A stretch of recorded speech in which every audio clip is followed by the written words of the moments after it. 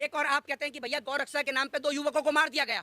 मैं कहता हूं आपसे सरेआम खड़े होकर, अगर आपको गाय, क्या आपको लग रहा है कि भैया गाय को जो है इधर से उधर भेजा जाता है, गौ तस्करी की जाती है, तो आप गौ को राष्ट्रीय पशु घोषित कर दो। लेकिन राष्ट्रीय पशु कैसे घोषित करेंगे? राष्ट्रीय पशु इसलिए घोषित नहीं कर सकते क्योंकि बीजेपी का नेता खुद ही कहता है मैं बीफ खाता हूं, ना इससे मेरी पार्टी को कोई आपत्ति, ना मुझे आपत्ति। अब आप सोच लीजिए कहां से करेंगे राष्ट्रीय पशु घोषित? अगर राष्ट्रीय पशु गाय को ये घोषित कर दे तो भाई साहब इसका विरोध कोई मुसलमान नहीं करेगा, इसका विरोध ये बीजेपी वाले ही करेंगे। गाय को राष्ट्रीय पशु घोषित कर देंगे तो भाई साहब मुसलमान तो खुश होगा, कम से कम उसके बच्चे बुलेरो के अंदर या किसी गाड़ी के अंदर जल के मरने से तो बचेंगे। आप जिन हिंदू राष्ट्र की बात करते हैं और लगातार एक चीज कहते हैं ना कि मुल्ले टाइट हो रहे, मुल्ले टाइट हो रहे, जरा उन मुसलमान का इतिहास पढ़कर देखिए। बहादुर शाह जफर के बेटों का सर काट के रंगून की जेल में रख दिया गया था, और जब बहादुर शाह जफर को ब्रिटिश ईस्ट इंडिया कंपनी गिरफ्तार करने के लिए आई थी तब बहादुर शाह जफर ने क्या जवाब दिया था? जरा उस जवाब को उठाकर देखिए, पढ़ के देखिए अशफाक उल्लाह खां के इतिहास को। आप सवाल खड़ा करते हैं ना लगातार कि कौन है मुसलमान और ये घुस के आ गए इस देश के अंदर, क्या योगदान है? तो जरा देखिए कि जिसके बच्चों के सर को काटकर रंगून की जेल में रख दिया हो वो बहादुर शाह जफर था, जिसने देश के लिए अपने प्राणों को, अपने सर्वोच्च को न्यौछावर कर दिया। जिन्होंने फांसी के फंदे को आस्ते आस्ते स्वीकार कर लिया वो भगत सिंह, राजगुरु और सुखदेव थे। जिन्होंने अशफाक उल्लाह खां, जिन्होंने फांसी के फंदे को स्वीकार किया। वो कहता है कि मुसलमानों से मुल्क छोड़ के चले जाओ, तो क्यों छोड़ के चले जाएं? ये मुल्क सभी का है और ये मुल्क को इसीलिए डेमोक्रेटिक कंट्री यानी लोकतांत्रिक देश कहा गया है, और इस लोकतांत्रिक देश में किसी को पूछने की जरूरत नहीं है कि किसका मुल्क है नहीं। भक्तों के लिए एक बात कह दूं खुले तौर पर, ये जो भक्तजनों अपनी कान को सुन लीजिएगा, कोई भी मोदी जी को गलत ना ले। ये जो 50 रुपए जो सिलेंडर पे बढ़े हैं और 350 रुपए जो कमर्शियल सिलेंडर पे बढ़े हैं, ये होली के लिए नहीं बढ़े हैं, होली के मद्देनजर रख के नहीं बढ़े, जो आने वाले वक्त में जो रमजान है ना उसके लिए बढ़े हैं। 50 रुपए सिलेंडर महंगा हुआ है इसलिए ताकि मूल्य टाइट रह सके, ये बात आप समझिएगा भक्तों से। तरीके से देश में बेरोजगारी और महंगाई बढ़ रही है, लेकिन इससे कोई फर्क नहीं पड़ता। आपको लगता है कोई फर्क पड़ रहा है? हिंदू राष्ट्र बनना है, मुसलमान टाइट हो रहे हैं। अभी ये जो सिलेंडर आएगा ये 50 रुपए महंगा सिर्फ मुसलमानों के लिए हुआ है, हिंदुओं को तो मोदी जी फ्री में बंटवा रहे हैं। 500 का सिलेंडर आज 1103 रुपए का सिलेंडर हो गया, लेकिन कोई इस देश के अंदर बोलने के लिए तैयार नहीं है। सिर्फ एक चीज लोगों को दिखाई जा रही है कि मुसलमान टाइट हो रहे हैं। ये नहीं पता बीजेपी वाले मुसलमानों को टाइट टाइट कर करके अपने घर में दमाद बना बना कर लेकर आ रहे हैं, वो इनको नहीं दिख रहा। ऐसा हिंदू राष्ट्र बनाएंगे, दलितों को मंदिर के अंदर घुसने का अधिकार नहीं देंगे और आप हिंदू राष्ट्र बनाएंगे।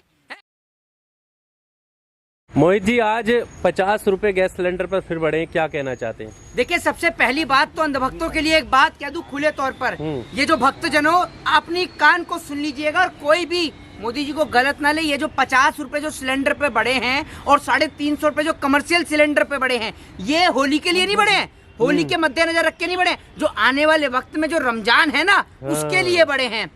50 रुपए सिलेंडर महंगा हुआ है इसलिए ताकि मूल्य टाइट रह सके, ये बात आप समझिएगा भक्तों से। भक्त ही आपको समझा सकते हैं देश के अंदर महंगाई। और सबसे बड़ी बात, सिलेंडर सर पे रखने वाली आंटी तो आज लापता हैं, उनके तो गुमशुदा तलाश के पोस्टर में कल सुबह लगवाने वाला हूँ। कहाँ है स्मृति ईरानी?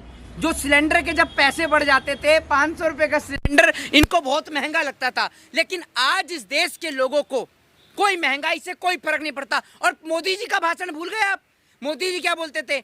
जो प्रधानमंत्री हैं वो महंगाई का माँ बोलने के लिए तैयार नहीं है। और मोदी जी, आप तो महंगाई का माँ क्या, आप तो आ माँ ना कुछ भी नहीं बोल सकते, क्योंकि आप तो बोलते टेलीप्रॉम्प्टर देख के हैं। आपका टेलीप्रॉम्प्टर बंद तो आपकी जबान बंद, ठीक है ना? अभी देखिए मोदी जी का नाम लिया तो इस बेचारी का माइक भी हिल गए। ये देख लीजिए, यही हालत है पत्रकारों की इस देश के अंदर। दूसरी बात यह कि जिस तरीके से देश में बेरोजगारी और महंगाई बढ़ रही है, लेकिन इससे कोई फर्क नहीं पड़ता। आपको लगता है कोई फर्क पड़ रहा है? हिंदू राष्ट्र बनना है, मुसलमान टाइट हो रहे हैं। अभी ये जो सिलेंडर आएगा ये 50 रुपए महंगा सिर्फ मुसलमानों के लिए हुआ है, हिंदुओं को तो मोदी जी फ्री में बंटवा रहे हैं। को क्या दिक्कत है हिंदू राष्ट्र से? जी, ब्राह्मणों को क्या दिक्कत है? नहीं, एक बात आप मुझे बताइए, क्या इस देश के ब्राह्मण बाबा साहब भीमराव अम्बेडकर के संविधान में भरोसा नहीं रखते?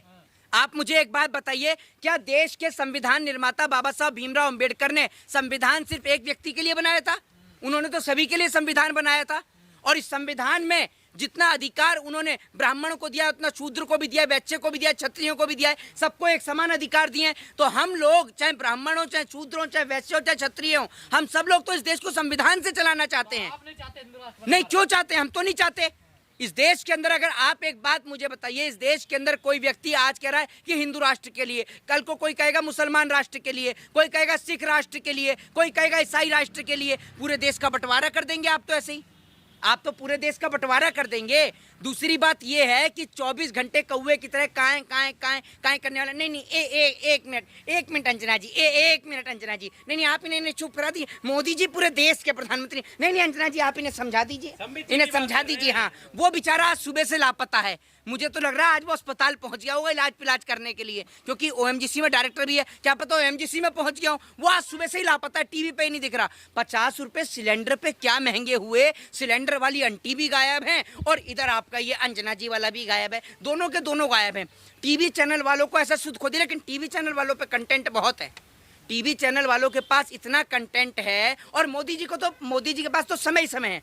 मोदी जी चर्चा किस पे करते हैं? वो मुझे भस्मासुर कह रहे हैं, उन्होंने मुझे गाली दी। अरे भैया एक बात आप मुझे बताइए, कौन देश के प्रधानमंत्री को गाली देता है? कोई भी गाली नहीं देता। लेकिन प्रधानमंत्री मोदी जी चर्चा करते हैं तो सिर्फ किस पे करते हैं? आपको पता है कि वो मुझे गाली दे गए, उसने मुझे भस्मासुर कह दिया, और वो आ जाएंगे अपने मन की बात लेकर। महंगाई पर कोई चर्चा नहीं। एक बात आप मुझे बताइए, बड़े बड़े घरों के अंदर गैस सिलेंडर नहीं है आज की डेट में।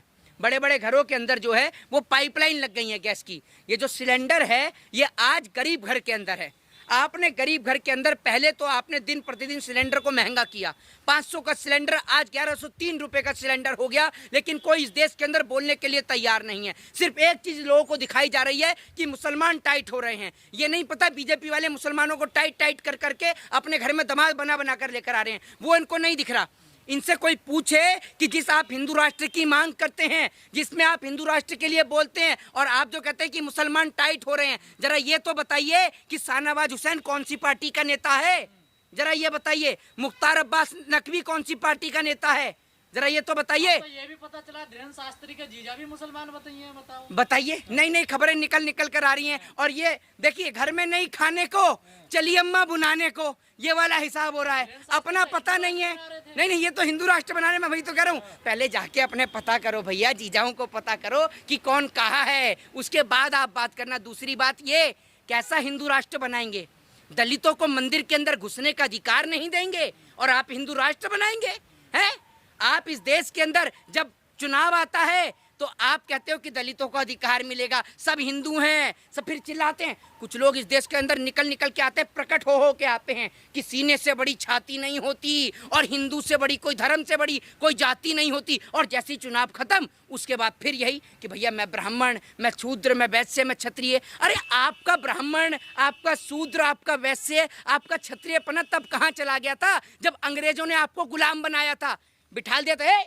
उठने की जरूरत नहीं है, सबको एक जगह बिठालते थे अंग्रेज, और इनको सबको लेके जाते थे लाइन से, तब नहीं बोलता था कोई भी। उस टाइम पर इस देश के अंदर अगर आज संविधान नहीं बनता ना, तो ये लोग जो बोल रहे हैं ना, जो कंगना रनावत बोल देती है सिख भाइयों के लिए, इनकी बोलने की औकात नहीं होती। आज जितने नेता मंत्री ये सब लोग बोलते हैं, ये सब लोग इसलिए बोलते हैं कि भीमराव अंबेडकर ने, देश के संविधान निर्माता ने, इनको राइट टू स्पीच का अधिकार दिया, राइट टू फ्रीडम का अधिकार दिया। वरना ये लोग किसी अंग्रेज के घर में आज भी जूते और चप्पल साफ कर रहे होते। ये जिस भगत सिंह के बारे में, राजगुरु सुखदेव के बारे में, और इनके अंधभक्त जिन अब्दुल कलाम आजाद के बारे में टिप्पणी करके देखते हैं ना, जरा पता कर देखिए। और आप जिन हिंदू राष्ट्र की बात करते हैं और लगातार एक चीज कहते हैं ना कि मुल्ले टाइट हो रहे, मुल्ले टाइट हो रहे, जरा उन मुसलमान का इतिहास पढ़कर देखिए। बहादुर शाह जफर के बेटों का सर काट के रंगून की जेल में रख दिया गया था, और जब बहादुर शाह जफर को ब्रिटिश ईस्ट इंडिया कंपनी गिरफ्तार करने के लिए आई थी, तब बहादुर शाह जफर ने क्या जवाब दिया था? जरा उस जवाब को उठाकर देखिए, पढ़ के देखिए अशफाकुल्लाह खां के इतिहास को। आप सवाल खड़ा करते हैं ना लगातार कि कौन है मुसलमान, और ये घुस के आ गए इस देश के अंदर, क्या योगदान है? तो जरा देखिए कि जिसके बच्चों के सर को काटकर रंगून की जेल में रख दिया हो, वो बहादुर शाह जफर था, जिसने इस देश के लिए अपने प्राणों को, अपने सर्वोच्च को न्यौछावर कर दिया। जिन्होंने फांसी के फंदे को आस्ते आस्ते स्वीकार कर लिया, वो भगत सिंह, राजगुरु और सुखदेव थे। जिन्होंने अशफाकुल्लाह खां, जिन्होंने फांसी के फंदे को स्वीकार किया, वो अशफाकुल्लाह खां, राम प्रसाद बिस्मिल थे। और आज आप इस देश के अंदर कहते हैं कि योगदान क्या है? आप उठाकर देखिए 1962 को, जब इस देश के अंदर चाइना से लड़ाई हुई, हमारे पास में पैसा नहीं था। मौजूदा दौर के प्रधानमंत्री मीर उस्मान अली से 5 टन सोना लेने के लिए गए, और आप कहते हैं कि मुसलमानों का इस देश के अंदर योगदान क्या है? जितना योगदान देश की आज़ादी में हिंदू भाइयों का है, जितना योगदान सिख भाइयों का है, जितना योगदान ईसाई भाइयों का है, उतना ही योगदान इस देश के मुसलमान भाइयों का है। और कोई कहता है कि मुसलमानों से मुल्क छोड़ के चले जाओ, तो क्यों छोड़ के चले जाएं? ये मुल्क सभी का है, और ये मुल्क को इसीलिए डेमोक्रेटिक कंट्री यानी लोकतांत्रिक देश कहा गया है। और इस लोकतांत्रिक देश में किसी को पूछने की जरूरत नहीं है कि किसका मुल्क है या नहीं। बाबा साहब भीमराव अम्बेडकर एक समान अधिकार और एक समान संविधान सबको प्रदान करा के गए हैं। और अगर कोई भी आकर यहाँ पर भौंकेगा कि हमें ये राष्ट्र चाहिए वो राष्ट्र चाहिए, तो उसकी यहाँ पर भौंकने वाली हरकत हरगिज नहीं चलेगी। जिसको ये राष्ट्र पसंद नहीं आता तो पड़ोसी मुल्क बना हुआ है जिसको 1947 में बांटा गया, वहाँ चले जाए पाकिस्तान में। जैसे कहते हैं ना मोदी जी कि पाकिस्तान चले जाए, हम कहते हैं जो आपकी ये मांग कर रहे हैं चले जाए पाकिस्तान। ठीक है, इतना शौक है इन्हें हिंदू राष्ट्र बनाने का, तो जाकर एक बार घूम के आए जरा अफगानिस्तान, और अफगानिस्तान वाले से जरा तालिबान से पूछे, भैया हिंदू राष्ट्र बना रहे हैं, आपको भी जोड़ने के लिए आए हैं। तो पता चला हिंदू राष्ट्र बना तो अफगानिस्तान में शाम को आप घूमने जा रहे हैं फैमिली के साथ में इंडिया गेट पे, तो तालिबान अपनी तोप को लहरा रहा है। लो जी लो, आपका बन गया अखंड भारत। तो जो आप बोलते हैं ना उस बात का कोई तर्क और कोई तथ्य नहीं है। तो पहले आपके पास तथ्य होना चाहिए, तर्क होना चाहिए। कोई भी सोशल मीडिया पे आके कुछ भी भौंकने लगता है। अरे माना बोलने पे सरकार ने टैक्स नहीं लगाया, गैस सिलेंडर पे लगा दिया टैक्स, पैसे निकालने पे टैक्स लगा दिया, एजुकेशन पे टैक्स लगा दिया, लेकिन इसका मतलब ये थोड़ी कि आप जो मर्जी बोलेंगे। आप कैसे होते कौन है इस देश के अंदर किसी को ये राइट देने वाले, और आपको परमिशन किसने दी है? देश के कानून मंत्री क्या कर रहे हैं? देश के कानून मंत्री को उनके ऊपर कार्रवाई करनी चाहिए कि एक व्यक्ति सरेआम देश के अंदर आंतरिक दंगों को बढ़ावा दे रहा है। ये आंतरिक दंगों की ही बात है, सीधे तौर पे आंतरिक दंगों की बात है। आप कैसे हिंदू राष्ट्र की बात कर रहे हैं? एक बात आप मुझे बताइए, एक और आप कहते हैं कि भैया गौ रक्षा के नाम पे 2 युवकों को मार दिया गया। मैं कहता हूं आपसे सरेआम खड़े होकर, अगर आपको गाय, क्या आपको लग रहा है कि भैया गाय को जो है इधर से उधर भेजा जाता है, गौ तस्करी की जाती है, तो आप गौ को राष्ट्रीय पशु घोषित कर दो।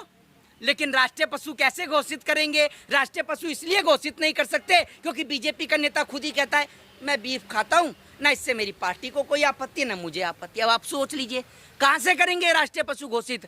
अगर राष्ट्रीय पशु गाय को ये घोषित कर दे तो भाई साहब इसका विरोध कोई मुसलमान नहीं करेगा, इसका विरोध ये बीजेपी वाले ही करेंगे। ये भी मैं आपको बता देता हूँ, क्योंकि ये इसलिए करेंगे क्योंकि भैया सबसे बड़ा बीफ एक्सपोर्टर कौन है, जरा ये बता दीजिए। आप तो बोलेंगे नहीं मुंह से क्योंकि आपके मुंह पर तो टेप लग रही है और गले में फेविकोल अटक गया है। और ये फेविकोल भी ऐसा नहीं है, ये वो आता है ना फेविकोल, मरीन का मजबूत जोड़ पानी में भी नहीं टूटेगा। ये तो भाजपा का मजबूत जोड़ है और पैसे का जोड़ है, ये तो आपका कहीं भी नहीं टूट सकता जब तक मोदी जी जिंदा हैं। जैसे सरकारी आपको लेके आएंगे, सरकारी मीडिया हैं आप सरकारी मीडिया सरकार के तौर पर काम करते हैं। आपने सरकार से सवाल नहीं पूछा। आज एक बात मुझे बताइए, कोई मना कर देगा? मुसलमान गाय को राष्ट्रीय पशु घोषित कर देंगे तो भाई साहब मुसलमान तो खुश होगा, कम से कम उसके बच्चे बुलेरो के अंदर या किसी गाड़ी के अंदर जल के मरने से तो बचेंगे। सीधी सी बात है, आप कर दीजिए गाय को राष्ट्रीय पशु घोषित। कोई मना कर रहा है क्या? आप बताइए मुझे, कोई मना कर रहा है? और बल्कि इस देश के अंदर लोग और खुश होंगे, जो लोग यदुवंशी लोग जो हैं, जो गाय को पूजते हैं, तभी सनातन धर्म के लोग सभी लोग पूजते हैं गाय को, वो लोग तो और खुश होंगे। आप कर दीजिए गाय को राष्ट्रीय पशु घोषित, लेकिन नहीं करेंगे क्योंकि भाजपा के नेता गधे हैं। ये गधे को राष्ट्रीय पशु घोषित कर सकते हैं, गधे वाले लोग गधे को राष्ट्रीय पशु घोषित कर सकते हैं, लेकिन गाय को नहीं करेंगे। बीजेपी का अपमान कर रहे हैं आप? नहीं, मैंने बीजेपी का कोई अपमान नहीं किया है। गधे की कौन सी बात कह दी? एक बात आप मुझे बताइए, देश के गृह मंत्री पता नहीं कौन सी पाठशाला से पढ़कर निकले हैं, ये कहते हैं 12वीं के बाद 10वीं में एडमिशन लेगा तो लैपटॉप लेंगे। और मोदी जी ने स्वयं कहा है, मैं खुद गधे से प्रेरणा लेता हूँ। मैं नहीं कह रहा बात, मोदी जी ने कहा है कि मैं खुद गधे से प्रेरणा लेता हूँ। आप देखिएगा मोदी जी की वीडियो को। मोदी जी पहले बोलते थे कि महंगाई का मां नहीं बोल रहे हैं, आज तो मोदी जी बोलने को तैयार नहीं है। मोदी जी पता नहीं बोलते ही नहीं है, क्योंकि मोदी जी तो वही बोलेंगे जो अमित शाह जी बताएंगे, वही बोला जाता है। और मोदी जी तभी बोलेंगे जब टेलीप्रॉम्प्टर चालू होगा, बिना टेलीप्रॉम्प्टर देखे तो मोदी जी कुछ बोल ही नहीं पाएंगे। तो ये तो देश के लोगों को समझने की जरूरत है कि आज देश को हिंदू मुस्लिम सिख ईसाई के नाम पर नहीं लड़ना है, डेवलपमेंट के नाम पर लड़ना है। आप लोग कब समझोगे? आप लड़ते रहोगे हिंदू मुसलमान के नाम पर, और आप समझोगे कब? तब समझोगे जब ये देश दोबारा से गुलाम हो जाएगा। गुलाम हो जाएगा मतलब आपको समझाने के लिए पहले देश को गुलाम करवाएं, तब आप समझोगे कि यार हम हिंदू मुस्लिम सिख ईसाई सब एक भाई थे, लेकिन हमें बांट दिया गया। लेकिन आप नहीं समझोगे, आप इस देश की बर्बादी का सबसे बड़ा कारण बनोगे। जो व्यक्ति हिंदू मुस्लिम सिख ईसाई के नाम पर लड़ता है वो इस देश की बर्बादी का सबसे बड़ा कारण बनेगा। जय हिंद, जय Bharat, Vande Mataram. Subscribe now and press the bell icon. Never miss an update.